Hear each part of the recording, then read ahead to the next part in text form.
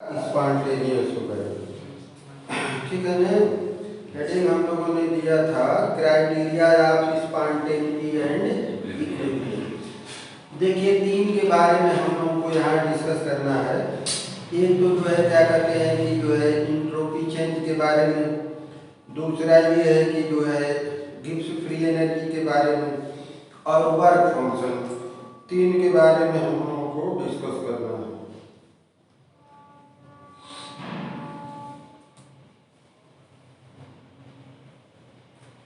ठीक है, चलिए जो है और देखिए जो है हमने पिछले दिन जो है एंट्रॉपी चेंज के आधार पर बताया था।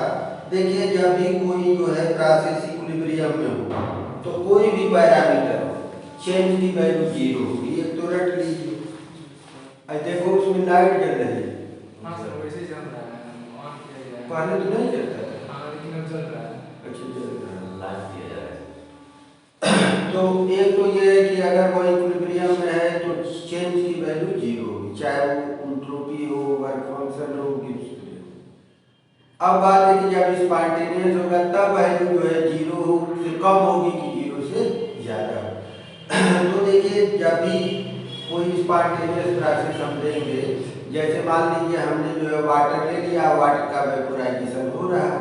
तो जब वाटर का वेपोराइजेशन होता है तो वाटर लिक्विड से वेपर में जाता है, और जब लिक्विड से वेपर में जाएगा तो वेपर में डिसऑर्डर बढ़ेगा, और जब डिसऑर्डर बढ़ेगा तो एंट्रोपी भी बढ़ेगी। यानी कहने का मतलब है कि अगर कहीं पर प्रोसेस स्पॉन्टेनियस है तो चेंज इन एंट्रोपी की वैल्यू ग्रेटर देन जीरो आनी चाहिए। तो ये दो कंडीशन हम लोगों को लाना है। पहली कंडीशन तो ये कि सर चेंज इन एंट्रोपी की वैल्यू ग्रेटर देन जीरो हो, और दूसरा है इक्वल टू जीरो। जब इक्वल टू जीरो होगा तो कहेंगे सर इक्विलिब्रियम वाली कंडीशन है, और जब ग्रेटर देन जीरो होगा मीन्स पॉजिटिव होगा तो कहेंगे कि वह स्पॉन्टेनियस वाली कंडीशन। क्योंकि देखिए रिएक्शन दो ही तरह के होते हैं, या तो वो रिवर्सिबल होगा या तो इरिवर्सिबल। अगर जीरो हो गया इक्विलिब्रियम में होगा तो कहेंगे रिवर्सिबल है, अगर स्पॉन्टेनियस है यानी रिएक्शन हो रहा है मीन्स इरिवर्सिबल। ये दो शर्तें हम लोगों को बताना है। तो देखिए पिछले दिन हम लोगों ने कुछ डेरिवेशन किया था, और डेरिवेशन किया था तो हम लोग यहाँ तक जो है डिराइव किए थे। देखिए एक इक्वेशन हमने डिराइव किया था, TdS is greater than equal to DE plus PdV। ये हम लोगों ने डिराइव किया था, और इसको हमने नाम दिया था इक्वेशन नंबर 3। देखिए यही दिया था कि दूसरा। चलिए देखिए अब यह जो आपका रिलेशन आया है एक तरह से ये ही हमारा इम्पॉर्टेंट इक्वेशन, क्योंकि देखिए यह इक्वेशन चेंज इन एंट्रोपी के टर्म में है। यहाँ पर क्या है, इंटरनल एनर्जी चेंज है और वॉल्यूम में चेंज हो रहा है। हम अब दोनों को कांस्टेंट करेंगे, इंटरनल एनर्जी को भी कांस्टेंट करेंगे, वॉल्यूम को भी कांस्टेंट करेंगे। जैसे इंटरनल एनर्जी तो डी की वैल्यू जीरो, वॉल्यूम को तो ये पूरा जीरो हो जाएगा। और हमको कंडीशन क्या मिलेगी, अभी आप लिखेंगे नहीं, हमको कंडीशन मिलेगी TdS is greater than equal to zero, या यहाँ से हमको मिलेगा DS is greater than equal to zero. लेकिन हम किस कंडीशन पर लिखेंगे, कंडीशन भी हमारी है कांस्टेंट इंटरनल एनर्जी और कांस्टेंट वॉल्यूम पर। तो ये हो जाएगा हमारा DS और constant internal energy constant volume. और यही हमारी इंपॉर्टेंट कंडीशन है जिसमें दोनों बातें दी हुई। एक में delta S equal to zero तो कहेंगे कि सर वो इक्विलिब्रियम वाली condition, delta S is greater than zero तो कहेंगे कि वह स्पॉन्टेनिटी वाली कंडीशन। तो ये हम लोगों को करना है, ठीक है। तो चलिए अभी क्वेश्चन नंबर 3 के बाद लिखिए। If each equal to constant, if E is equal to constant, D is equal to 0,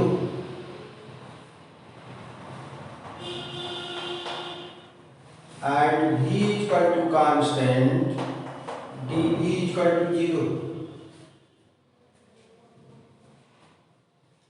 equal to constant, dv equal to 0. So from equation 3 we get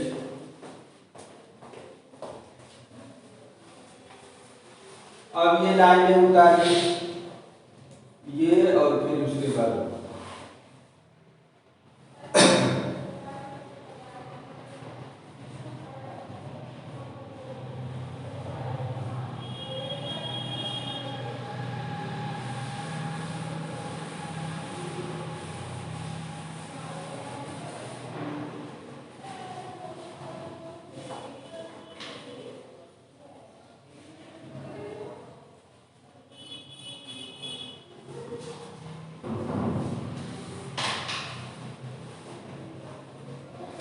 thus from equation 4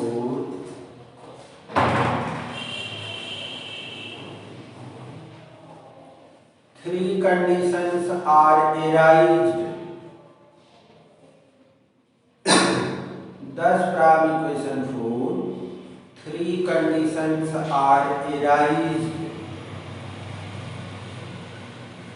चलिए तीन condition जो है उत्पन्न होगी। First number देख लीजिए, if del s constant t constant v equal to 0,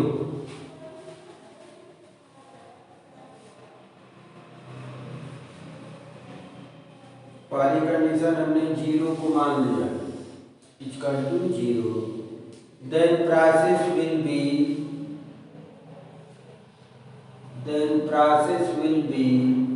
in equilibrium. Then process will be in equilibrium. That is reversible. That is reversible. Second number,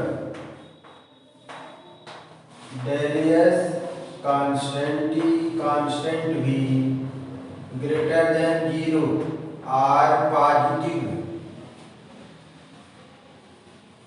greater than 0 are positive.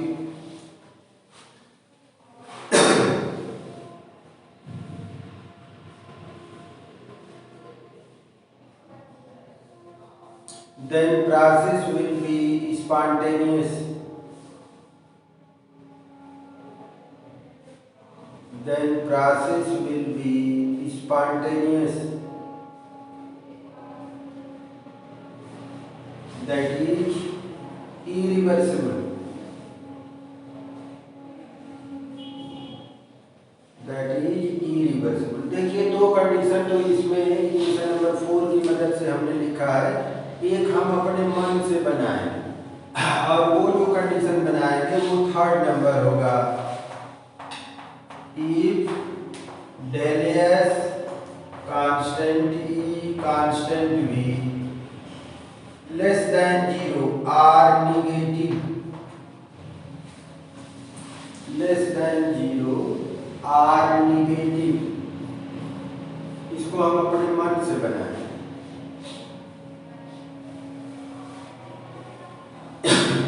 और जो अपने मन से बनाएंगे हम कहेंगे कि उस केस में प्रोसेस संभव नहीं है। Then process will be not possible. Then process will be not possible.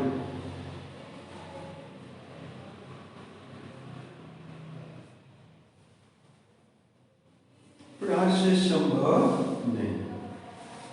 चलिए अब देखिए, ये जो हम लोग एंट्रोपी के टर्म में डिस्कशन हो गया, अब हम वर्क फंक्शन के टर्म में डिस्कस करेंगे। 2 नंबर हेडिंग दे दीजिए, in terms of work function.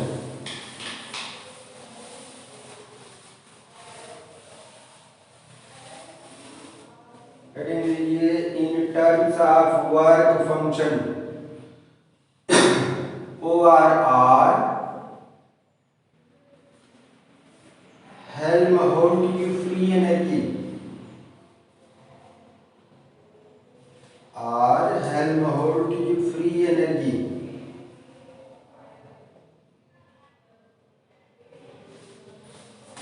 लिखे जरा। We know that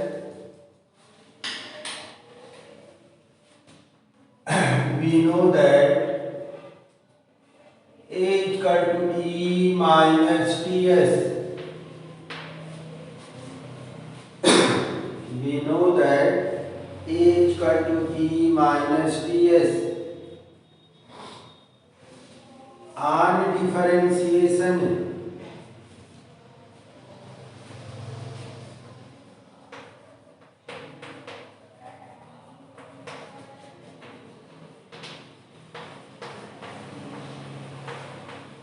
On differentiation,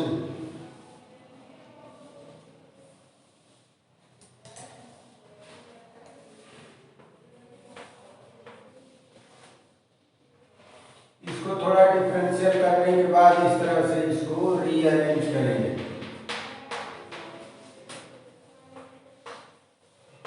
equation number dA plus S dt is equal to dE minus T ds।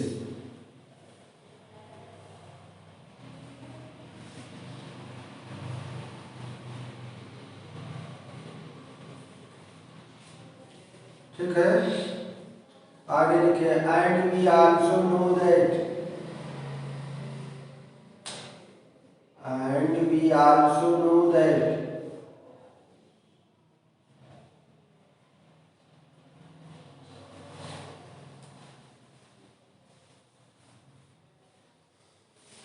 अभी पिछले दिन इसको हमने डिराइव किया था।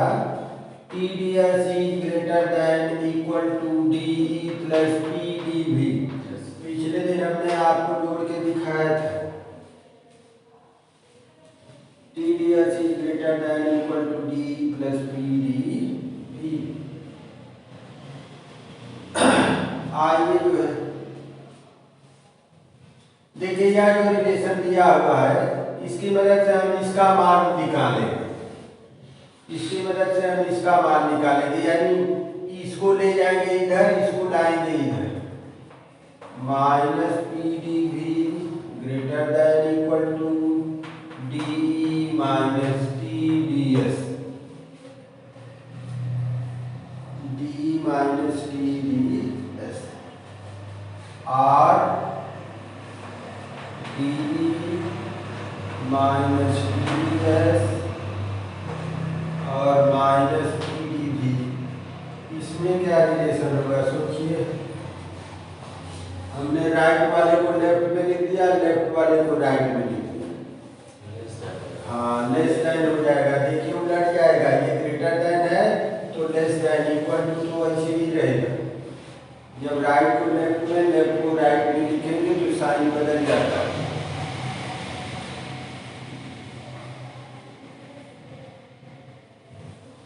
अब देखिए हम क्या करेंगे। हमने बताया था कि इसका मान हमको चाहिए, इसका मान इक्वेशन नंबर 2 में आ गया। इस मान को लेकर के इक्वेशन नंबर 1 में रख देंगे। देखिए जरा, पुटिंग द वैल्यू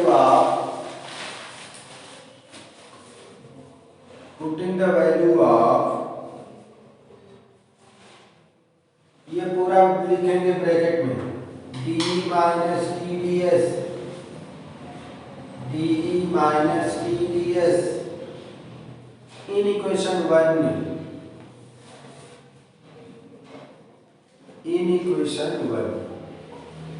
आइए इक्वेशन नंबर 1 में मान रखते हैं DA प्लस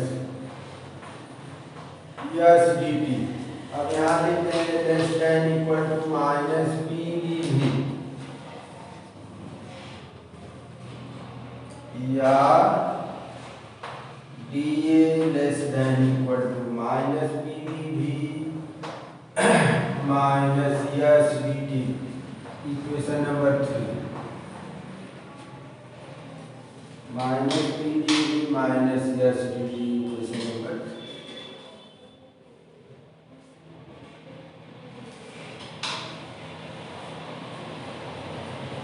अब देखिए ये जो आपका इक्वेशन नंबर 3 आया है,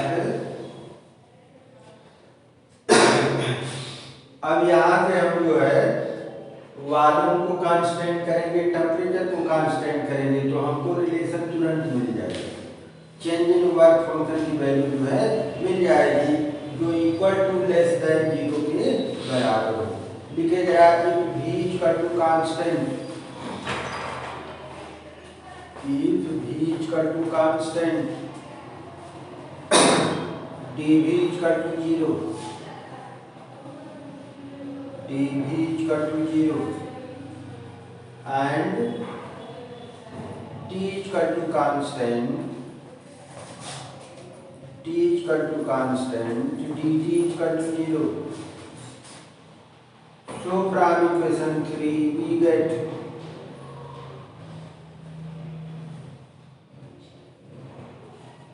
from equation 3 we get, चलिए आइए इक्वेशन नंबर 3 से क्या मिलेगा।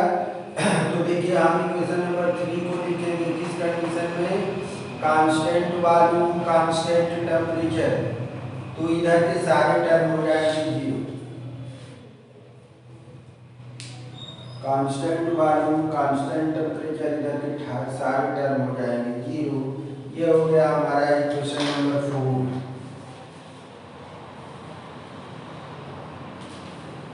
इक्वेशन नंबर, अब देखिए यही इक्वेशन नंबर 4 मेरा इंपॉर्टेंट इक्वेशन है, इसी की मदद से हम 3 कंडीशन बनाएंगे, ठीक है।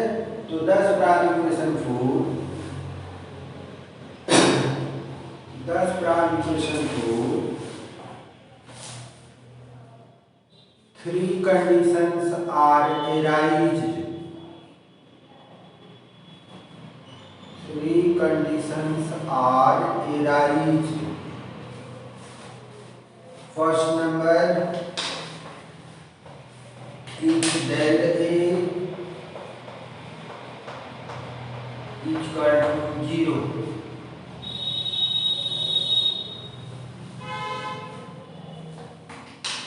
then process will be in equilibrium.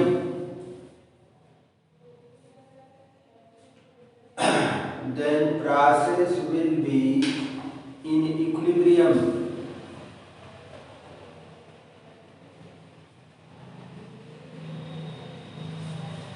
That is reversible. That is reversible. Second number, less than 0 or negative. Second यहाँ से लिखना है लेस देन 0 और negative.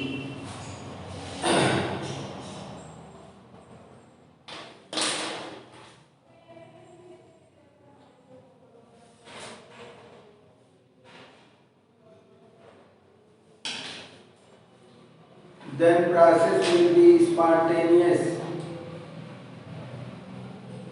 Then process will be spontaneous.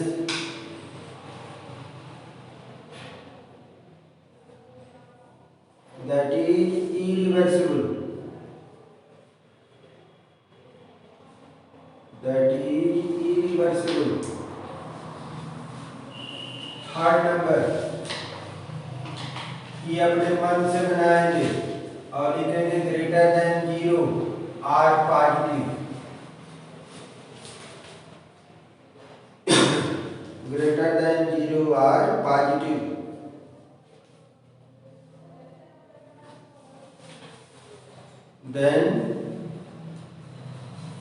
then process will be not possible.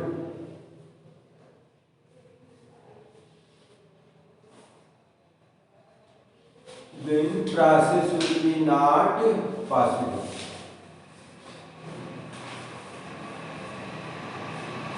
चलिए 3 number heading ले लीजिए, in terms of Gibbs function or Gibbs free energy.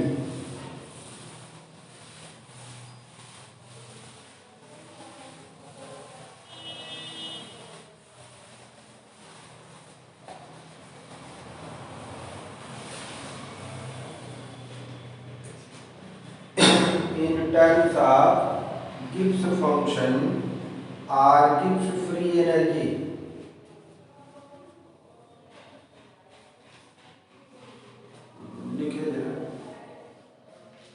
We know that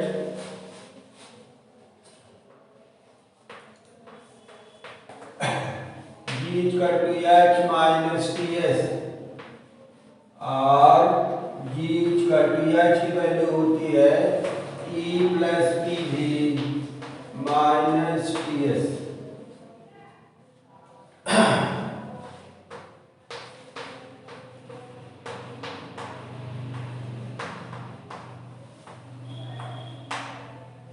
H is equal to E plus PV।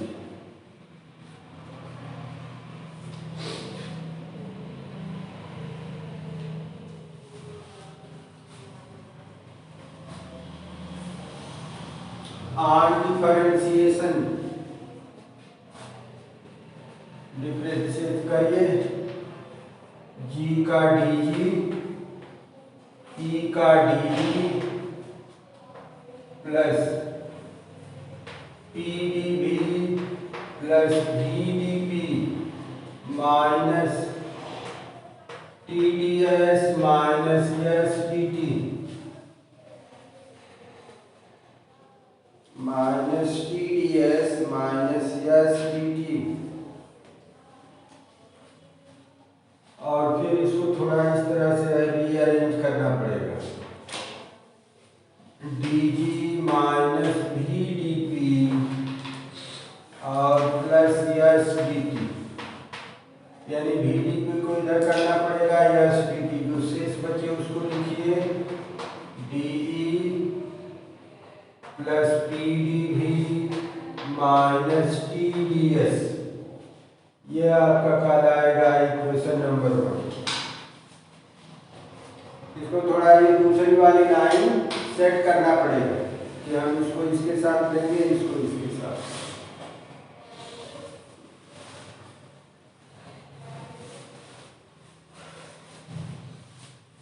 We also know that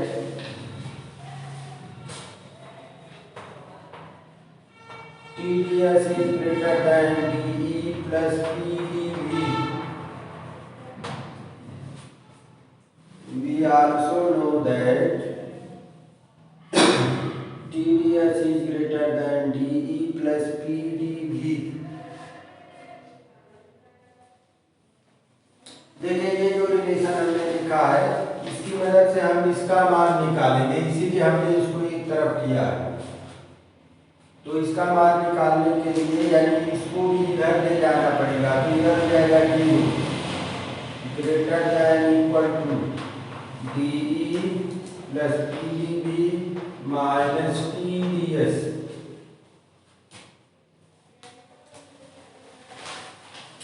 और DE plus PdV minus TdS less than equal to 0, equation number 2। जब greater than का जब उधर करेंगे तो ये हो जाएगा लेस देन। अब हम पूरा का पूरा मान इक्वेशन नंबर 1 में रख देंगे। लिखिए जरा, putting this value in equation 1,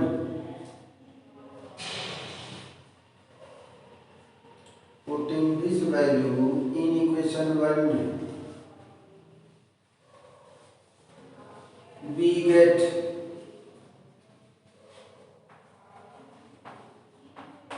dG minus VdP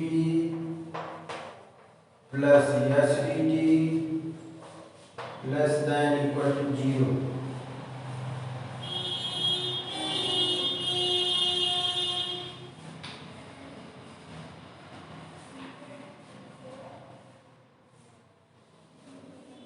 ठीक है ना?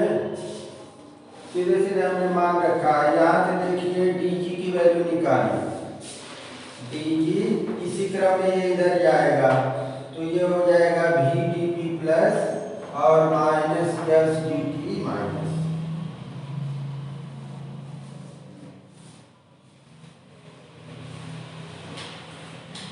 ये हो गया आपका equation number 3।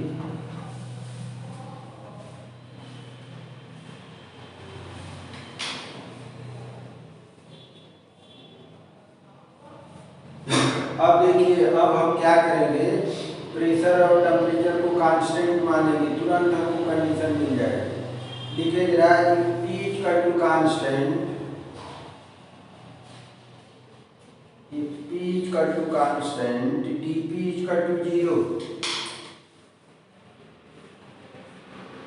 and T equal to constant, dt equal to 0।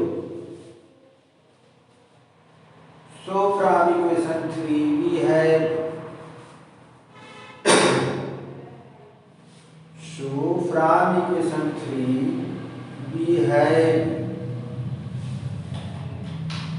आइए इक्वेशन नंबर 3 से देखते हैं क्या मिलता है।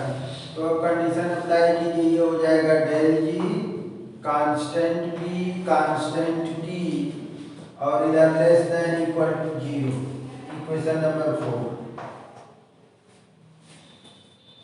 अब इसी इक्वेशन नंबर 4 से हम 3 कंडीशन बनाएंगे। 10 from equation 4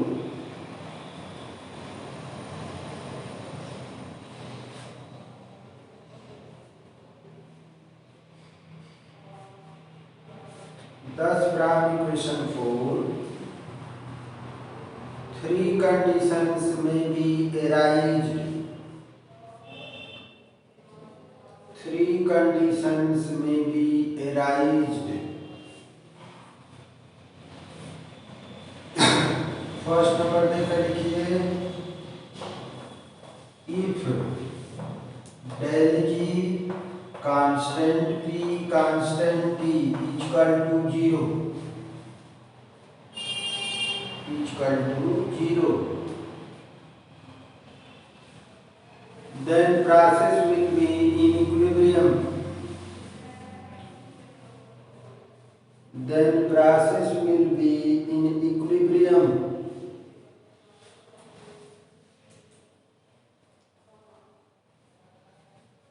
that is reversible,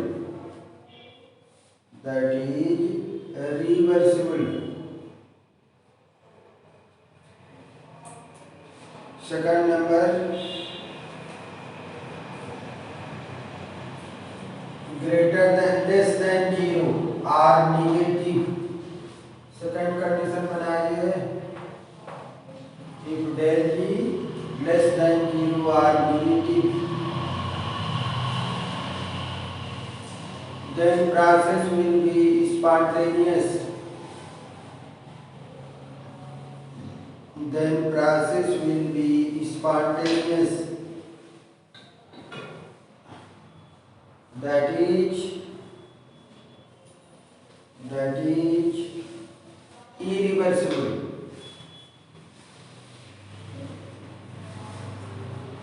irreversible। तीसरी केस अपने मन से बनाएंगे, if greater than 0 are positive,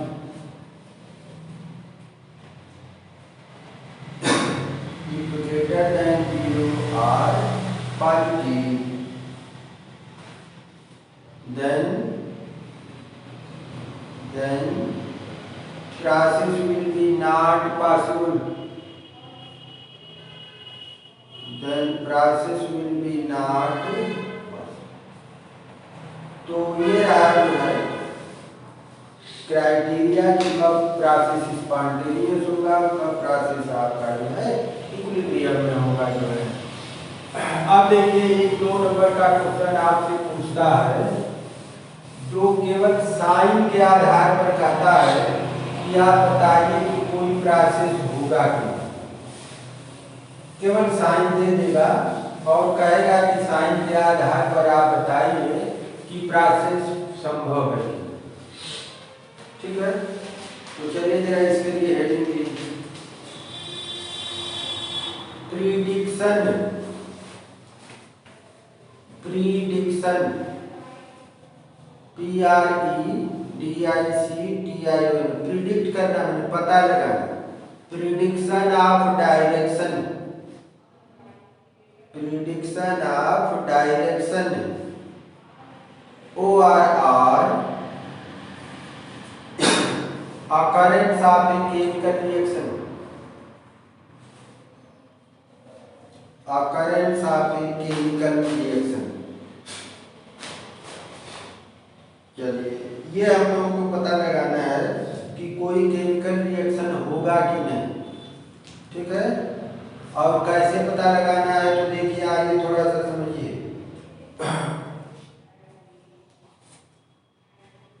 वो आपको डेल्टा, आपको वो साइन देंगे, किसका किसका साइन देंगे, तो डेल्टा एच का साइन देंगे, कहेंगे कि if delta H equal to positive and delta S equal to negative, तो शो कीजिए कि प्रोसेस होगा क्या।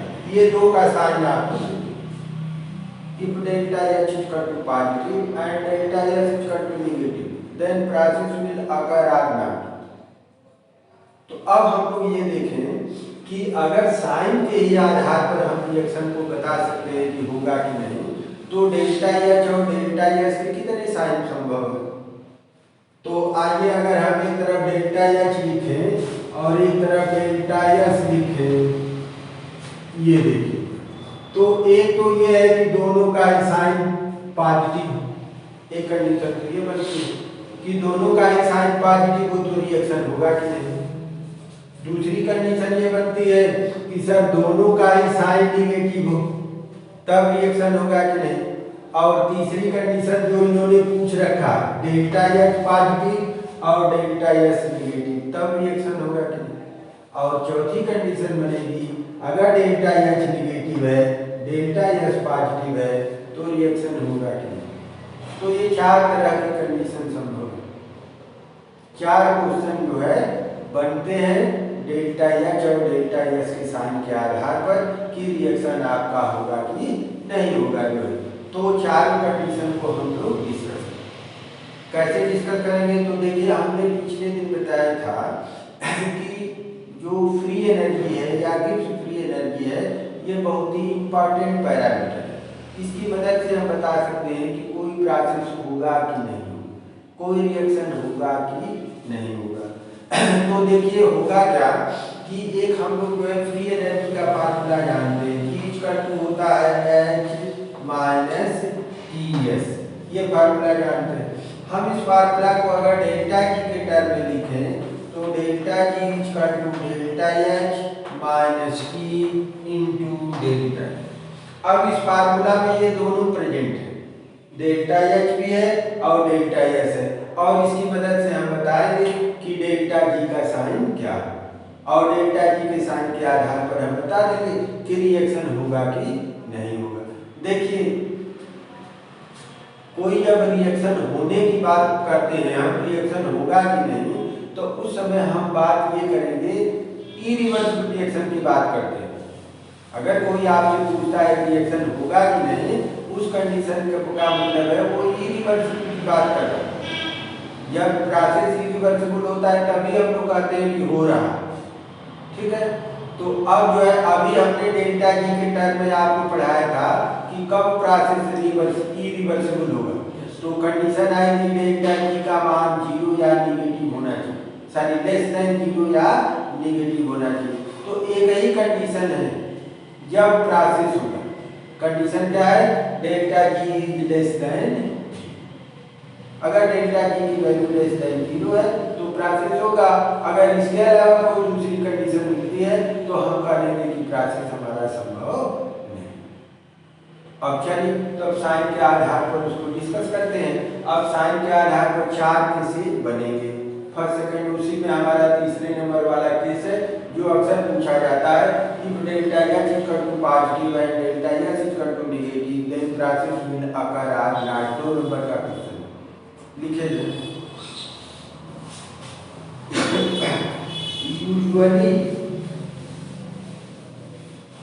usually the physical and chemical changes, the physical and chemical changes occurs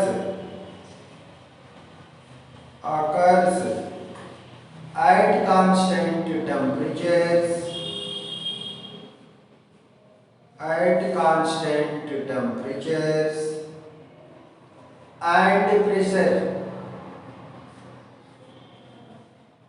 and pressure.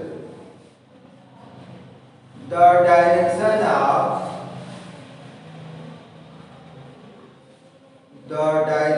of such changes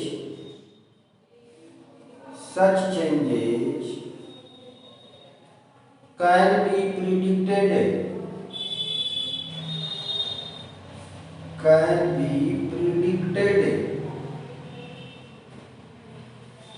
with the help of free energy change. With the help of free energy change.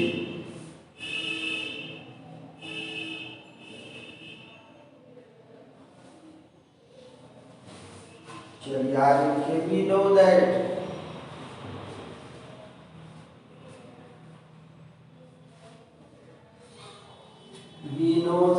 अब blackboard पर से equation number 1 को उतारिए।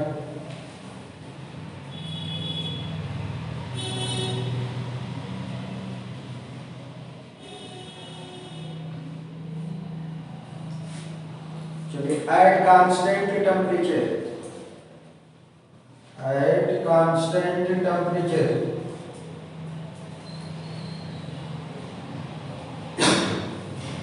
देखिए, जब temperature को constant रखेंगे तो देखिए टी कांस्टेंट है, फार्मूला ऐसे हो जाएगा delta G equal to delta H minus T into delta S. जब टेम्परेचर को कांस्टेंट रखेंगे तो equation number 2।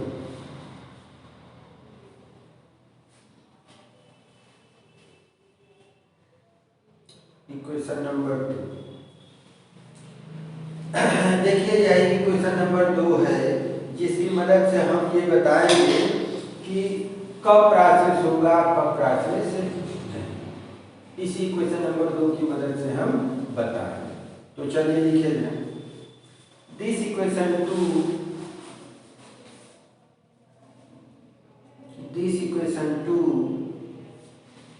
Can be used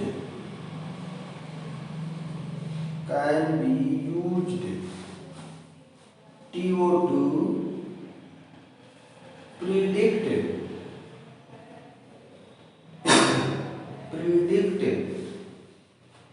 the possibility of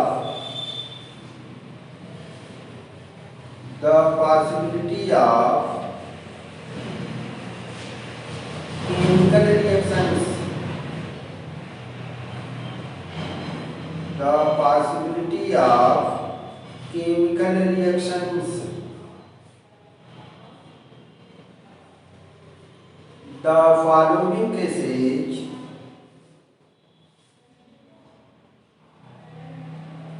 following cases may be arised. Case number 1.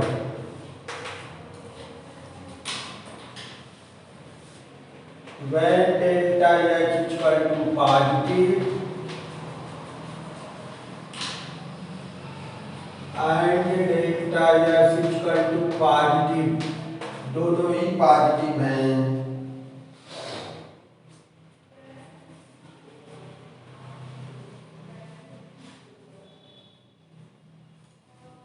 ठीक है। चलिए देखिए, हमको इक्वेशन नंबर 2 से मतलब है, इक्वेशन नंबर 1 से मतलब नहीं है, क्योंकि इसी में डेल्टा एच और डेल्टा एस। देखिए, इन्होंने कहा दिया कि सर डेल्टा एच पॉजिटिव है, यानी इसका मतलब ये है कि डेल्टा एच के पहले पॉजिटिव साइन है, चाहे आप पॉजिटिव लिखिए चाहे मत लिखिए, वो ठीक है। और कह रहे हैं कि सर डेल्टा एस भी पॉजिटिव है, तो देखिए जब यहाँ पॉजिटिव लिखेंगे ये पॉजिटिव और निगेटिव मल्टीप्लाई करेगा तो यहाँ भी रहेगा निगेटिव, यानी दोनों का देखिए, ये जो आपका लिखा हुआ है डेल्टा एच, इसका भी साइन तय हो गया पॉजिटिव, और टी इंटू डेल्टा एस का भी साइन तय हो गया निगेटिव। जब आप मल्टीप्लाई करेंगे पॉजिटिव निगेटिव तो निगेटिव हो गया, उसका साइन उसके पहले रहता है। अब हम लोगों को सोचना है कि डेल्टा एच और टी इंटू डेल्टा एस में कौन बड़ा होगा कि यहाँ पर साइन निगेटिव आ, क्योंकि साइन निगेटिव आना चाहिए। तो सोचिए इसमें से कौन ज्यादा होगा कि साइन यहाँ पर निगेटिव आएगा। हमको तो लग रहा है ये कंडीशन होनी चाहिए, यस सर। निगेटिव वाला पोर्शन ज्यादा होना चाहिए, क्योंकि यहाँ निगेटिव लाना है। निगेटिव तभी आएगा जब निगेटिव वाला पोर्शन ज्यादा होगा। यानी अगर ये कंडीशन हमको मिलती है P into delta S is greater than delta A, तब तो रिएक्शन संभव है। इसके अलावा अगर कोई दूसरी कंडीशन मिलती है तो रिएक्शन संभव नहीं। तो आपको ये बताना है कि रिएक्शन कब होगा। तो इस केस में जो आपकी कंडीशन है वो कंडीशनल है। कंडीशनल ये है कि सर अगर T into delta S is greater than delta x तब तो रिएक्शन होगा, अदरवाइज रिएक्शन संभव नहीं है। क्योंकि रिएक्शन तभी होगा जब डेल्टा जी की वैल्यू निगेटिव आएगी, और इसी केस में डेल्टा जी निगेटिव आएगा, अदरवाइज डेल्टा जी आपका निगेटिव नहीं है। तो इस तरह से आपको डिस्कस करना है, ठीक है। लिखे जाए अंडर सच कंडीशंस, उसी क्रम में लिखेंगे। यहाँ तक लिखे हैं, कामा तो लगाए ही हैं, उसी कामा के बाद लिखना है अंडर सच कंडीशंस इफ, ये उतारेंगे T into delta S is greater than delta H, then only delta G, then only माने यही कंडीशन है, then only delta G will be negative, delta G will be negative, and so yes, so the reaction will occur, the reaction will occur spontaneously, spontaneously, otherwise not, otherwise not। अगर इसके अलावा कोई दूसरी condition है तो reaction नहीं होगा। आइए केस 2, केस 2 इसको निगेटिव कर दीजिए, डेल्टा एच भी निगेटिव और डेल्टा एस भी निगेटिव।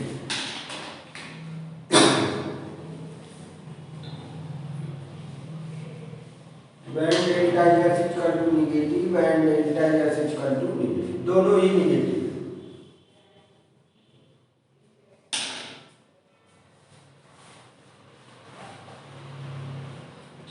अब आइए यहाँ देखिए, जब डेल्टा एच निगेटिव तो डेल्टा एच का साइन हो गया निगेटिव, बात सुनिए तो डेल्टा एच का साइन यहाँ क्या होगा निगेटिव, और डेल्टा एच भी कह रहे हैं निगेटिव, तो ये निगेटिव और निगेटिव मल्टीप्लाई करेगा तो इसका साइन हो जाएगा पाई, और हमको डेल्टा जी का साइन निगेटिव चाहिए, तो निगेटिव कब होगा जब डेल्टा एच की वैल्यू ज्यादा होगा। यानी इस केस में स्थिति उलट जाएगी, ये कंडीशन होगी if delta H is greater then T into delta S, क्योंकि डेल्टा एच जो निगेटिव है वो ज्यादा होगा, तो यही कंडीशन है जब रिएक्शन होगा, अदरवाइज रिएक्शन संभव नहीं। लिखे जाए under such conditions, under such conditions if, ये उदाहरण है delta H is greater then T into delta S,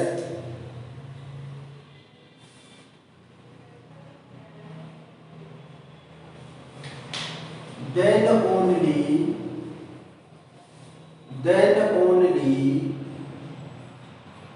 delta G will be negative, delta G will be negative, and so the reaction will occur spontaneously,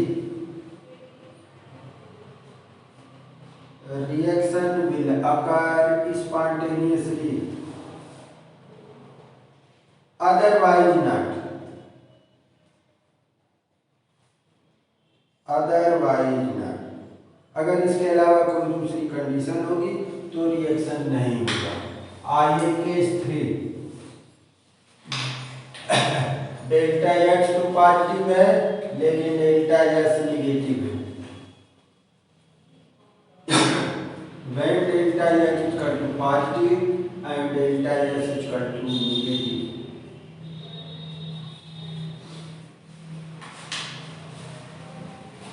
अब आइए इस formula पर discuss करते हैं, देखते हैं वैल्यू क्या होगी।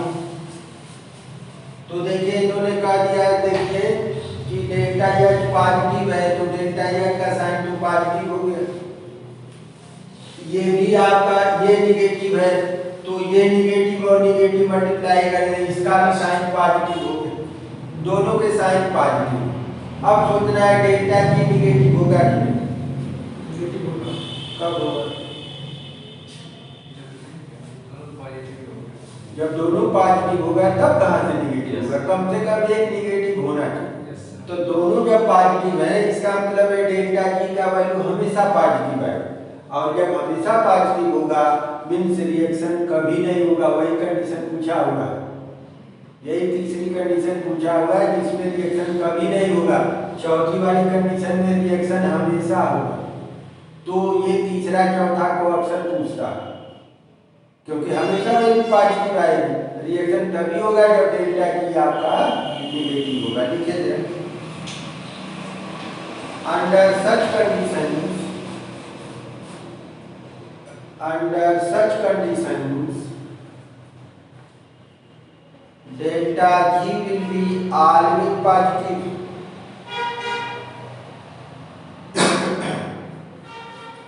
delta G will be always positive and then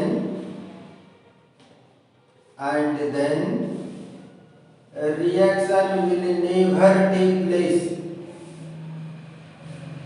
reaction will never take place। Reaction कभी नहीं होगा, कभी संभव नहीं है। केस नंबर 4, इसको डेल्टा एक्स को करिए निगेटिव और डेल्टा एक्स को करिए पॉजिटिव।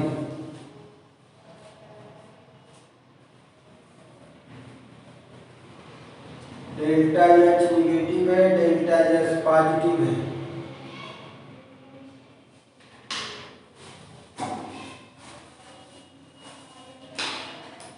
अब यहाँ देखिए, आइए यहाँ की बात करिए, फार्मूला में आइए। डेल्टा एक्स निगेटिव यानी ये साइन निगेटिव हो गया और ये कह रहे हैं ये पॉजिटिव है, ये पॉजिटिव निगेटिव मल्टीप्लाई करेंगे तो ये भी निगेटिव, यानी दोनों मान हमेशा निगेटिव रहेंगे। डेल्टा एक्स भी negative, T into delta x भी निगेटिव, यानी निगेटिव निगेटिव जोड़ेंगे तो हमेशा निगेटिव आएगा, यानी रिएक्शन हमेशा संभव है। लिखिए जरा, under such conditions delta G will be always negative, delta G will be always negative and so the reaction will take place spontaneously, the reaction will take place spontaneously, reaction आपका हमेशा होगा। तो इस तरह से ये 2 नंबर का क्वेश्चन हुआ। कल मेरा चैप्टर समाप्त हो जाएगा, केवल एक चीज पढ़ाना है, पार्शियल मोलर क्वांटिटी क्या है, आखिर मोलर